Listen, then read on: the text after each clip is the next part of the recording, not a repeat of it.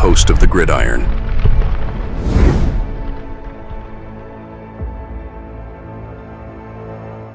All right. Welcome to the Gridiron, baby. If you give this video a thumbs up or share this video, that would be absolutely freaking phenomenal.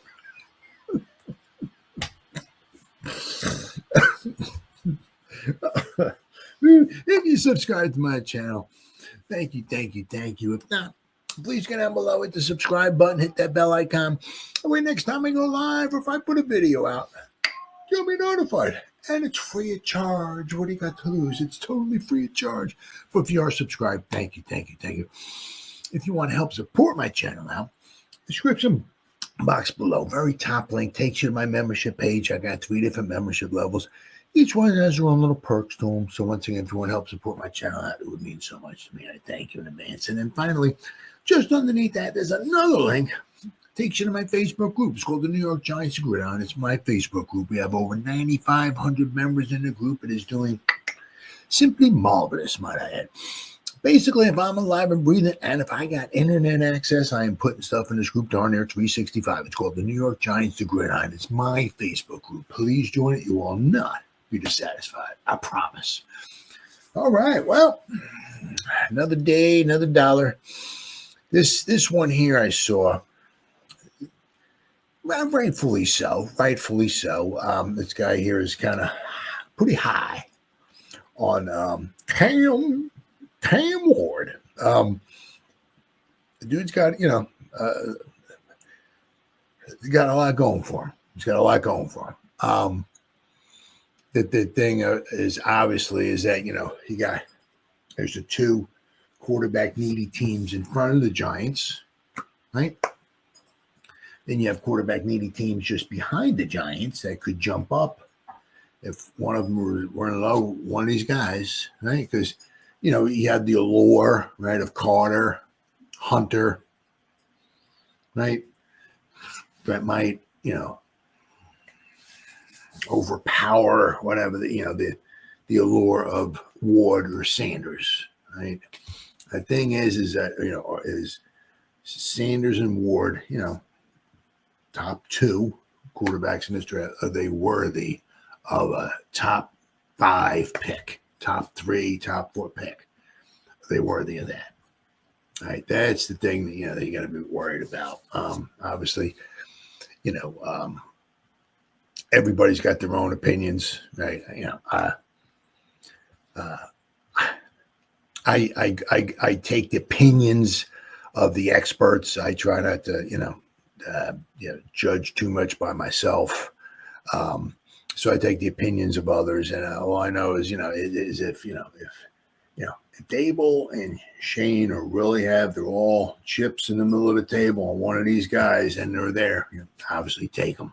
But if you got some, reserves on either one of these guys, and they're there, don't want to take. You don't want to be reaching, right?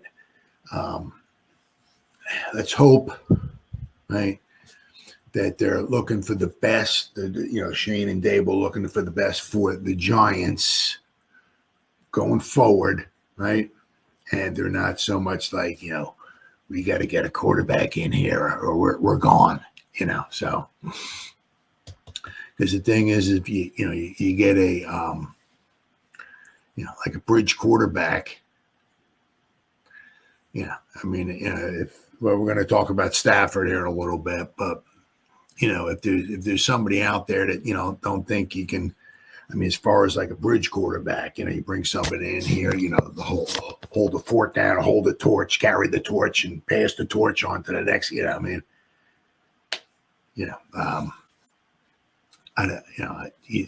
kind of wondering how long they're going to wind up having their jobs for, so.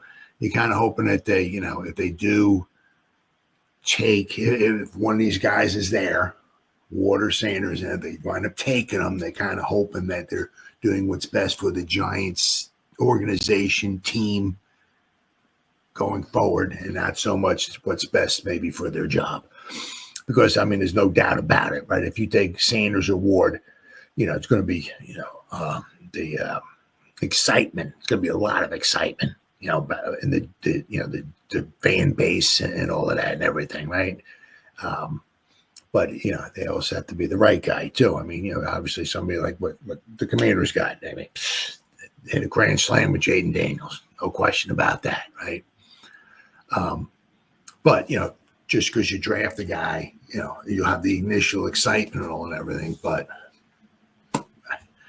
he's got to be the right guy. The thing is, what made so wonderful with Daniels, for the Commanders' point of view, whatever, is that it wasn't like Caleb Williams, right? Caleb Williams had some nice numbers and all that stuff and everything. The Commanders also they brought. I didn't think it was going to work out, right? Because a lot of times you bring in a lot of free agents. You bring in a new coach, you knew this, you knew that, knew everything. You bring in 300 new free agents and all that stuff, and sometimes it just don't work out. I mean, it's just like it's not recipe for success. And for them, it worked out really well. But also, obviously, we saw how good Jaden Daniels is. It's after Daniels' first season, it wasn't like, well, he took some lumps. He had some good stuff. He had some bad, all right, but let's let him keep working. Let him working at his craft, and hopefully by the second year he'll get a little better. In the third year, and he'll be really. I mean, that guy came in and just did phenomenal, absolutely phenomenal. I mean,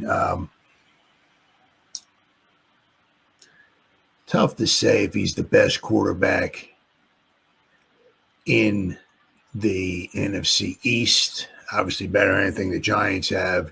He's better than Jalen Hurts. Jalen Hurts just has a very good team. That's what Jalen Hurts has. I mean, he'll never. If the Eagles win the next 300 Super Bowls, I'll never be impressed with the Eagles, and I'll never be overly impressed with Jalen Hurts. I mean,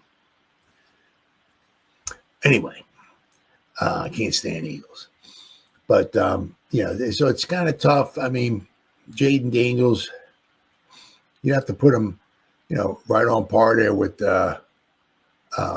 actually, you could probably put him ahead of Dak because, right, Jaden Daniels came in his first season, led him to a playoffs, and he also won, right, in the playoffs. So something Dak doesn't do. Dak gets these gaudy numbers during the regular season, this, that, and the other thing, and blah blah blah blah blah, all that stuff. When they get to the playoffs, they lay an egg. Well, the Commanders didn't do that, right? So got to give the Commanders a lot of credit.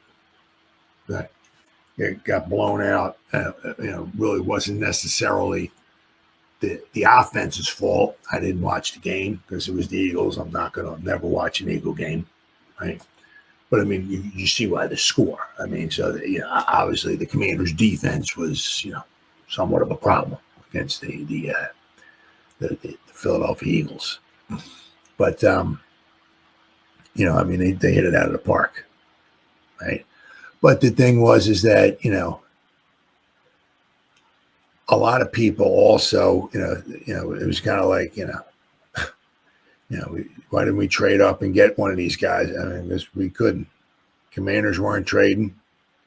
The Patriots weren't trading. We tried to trade with the Patriots. They just weren't going to trade. And you weren't going to trade with the Bears. So the top three quarterbacks that came up with didn't have a chance at him. Didn't have a chance. So it is what I mean, unless. So I mean, if maybe they were going to throw like 3 1s and a couple 2s or something like that, maybe at the pay. I don't know if the Commanders would have traded with the Giants. Plain and simple. Giants trading up with the Commanders grab a big haul of picks and all and everything. But were the Commanders going to let the Giants jump up and grab a quarterback? Probably not. Right. The thing was.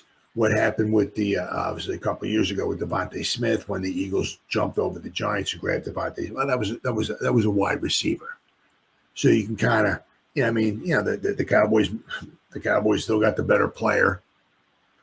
They still got Parsons, and they got some extra draft capital as well. So the Cowboys did good, but that was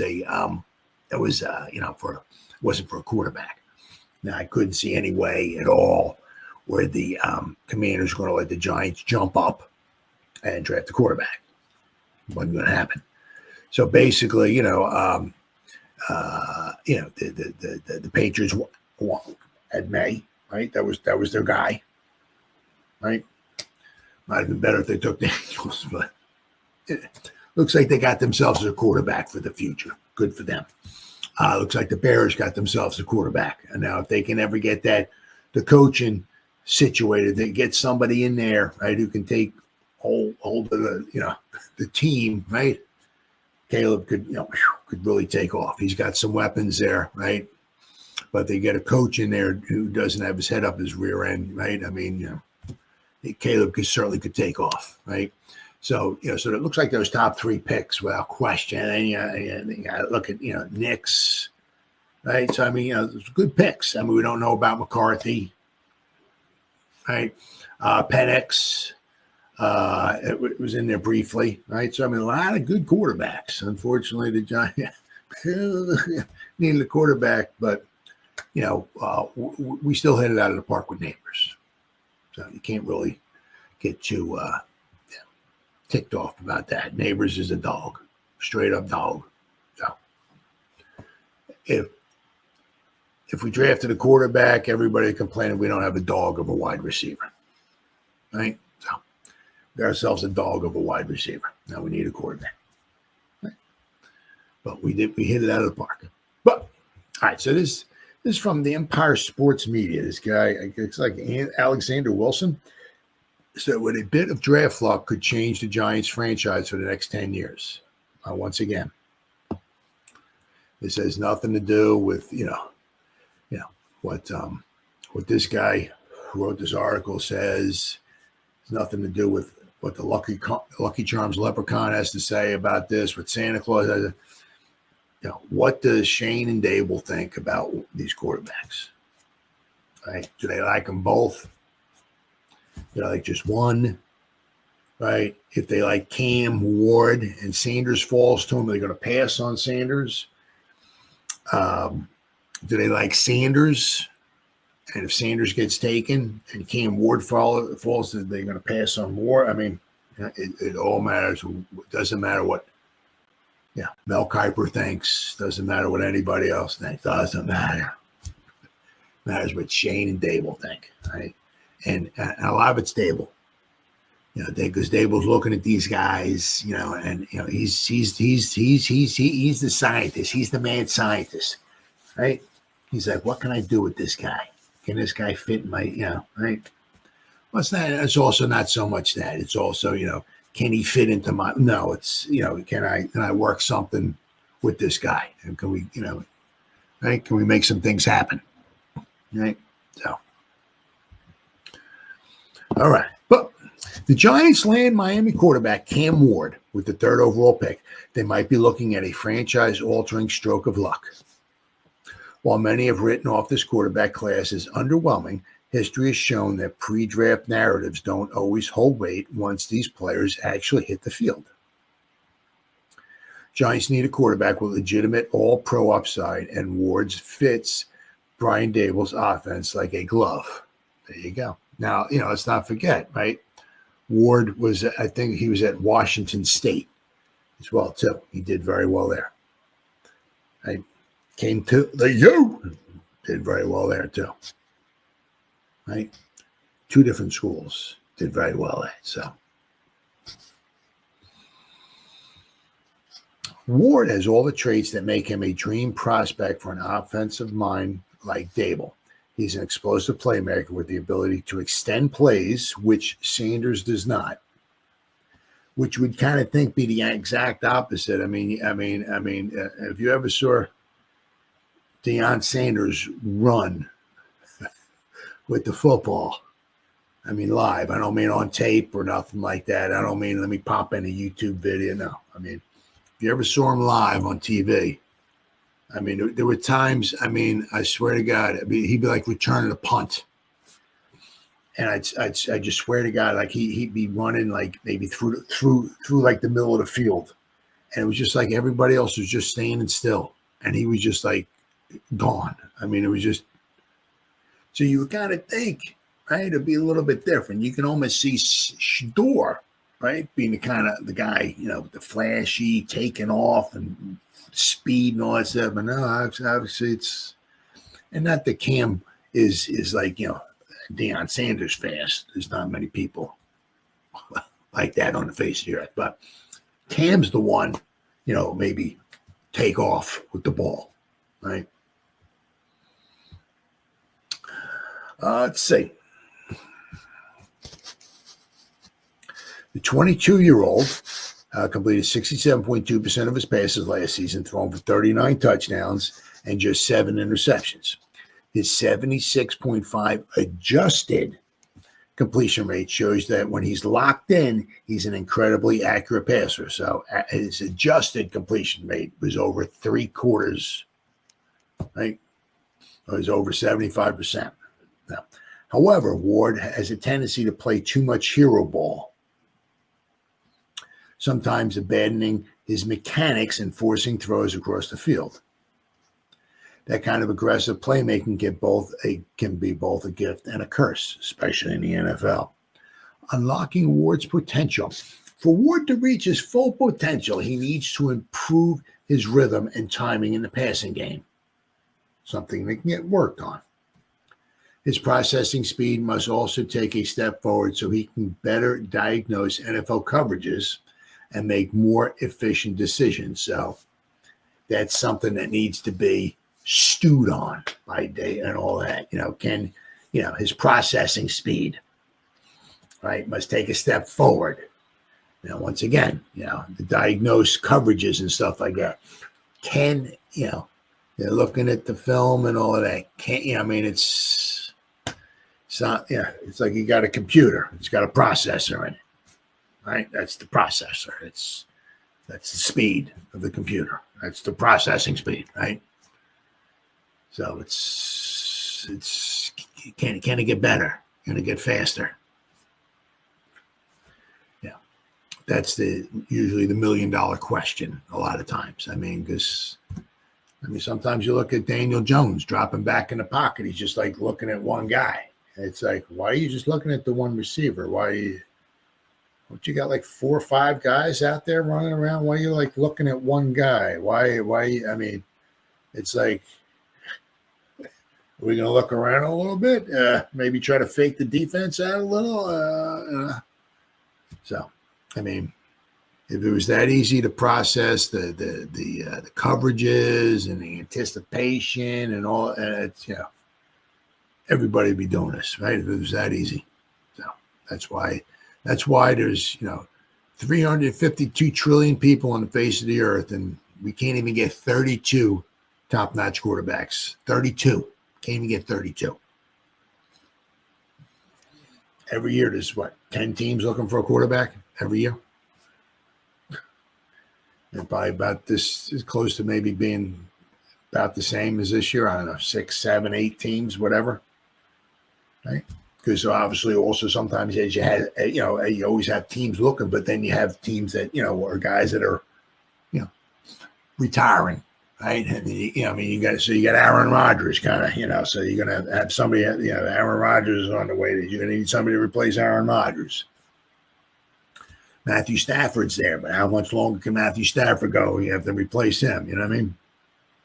Said, Drew Brees retired a few years ago, Eli Manning, Ben Roethlisberger, Brady, Rivers, all those guys retired. You got to replace those guys. It's not that easy. That's why every year there's always teams looking for quarterbacks every year. And guess what? There will always be teams looking for quarterbacks every year. Let's see, we got his arm talent is undeniable. He can hit every throw on the field, whether it's threading a needle on third down or launching a deep ball down the sideline. The one area that needs refinement is his intermediate and short accuracy. where his sidearm release sometimes causes passes to sail over his receivers' heads. Ward was the best fourth quarter passer in the country this past season, and for Giants fans, that should be music to their ears. They need a clutch factor, one Eli Manning had all those years. With the right coaching, Ward is everything it takes to be a star. Daboll has already molded a raw, high upside quarterback into an elite talent before with Josh Allen. The Giants take Ward and put him in a structured system that keeps him mechanically sound. They could finally have their franchise quarterback. Yeah, I mean, because you look at what Allen was doing, right? I mean, in college, I mean, my God, I think he was completing a little over 50% of his passes. Yeah, I mean, now he's now whatever, I don't know, whatever you got him, top 5 quarterback, right? So. Yeah, so Ken, the thing is also, which is always going to be a problem, which is a huge problem, is that, if we do take Sanders or Ward or whatever, right, how long does Daboll/Shane have to mold them into some type of a franchise quarterback? Because the problem is going to be is, if Shane and Daboll get pushed out the door, which is possible, the next coach who comes in, is going to be like, this is my quarterback. Yeah. I don't know. You know what I mean? Same thing what happened with Shane and Daboll when they came in. John Mara's like, all right, Shane, you're the GM. There's one little caveat, though. Daniel Jones is your quarterback. Congratulations. You know what I mean? So, right, you're Daniel Jones. Ta-da! Here's your quarterback, right? And they brought in Daboll, and ta-da! Here's your quarterback. So that's going to be the problem, right? So if they bring in whoever they bring in, if they draft Sanders or Ward, right? And if Daboll and Shane get kicked out the door after a year or two or whatever, you kind of hope that they'd have at least 2 years. They draft one of these young quarterbacks, right? And bring them in. You kind of hope they'll have at least 2 years. Usually you get that mulligan, that gimme first year. And then the second year, well, this guy better start doing something or it's bye-bye. I said, but the problem is that the next regime that comes in, they're going to have to, fall in love with whoever you just drafted because you're going to have them for another 2 years at least, right? And you pick up his 5th-year option, maybe 3, you know what I mean? Or else you'd be drafting another quarterback all over, doing this all over again. So that's why it's so important to hit on those draft picks.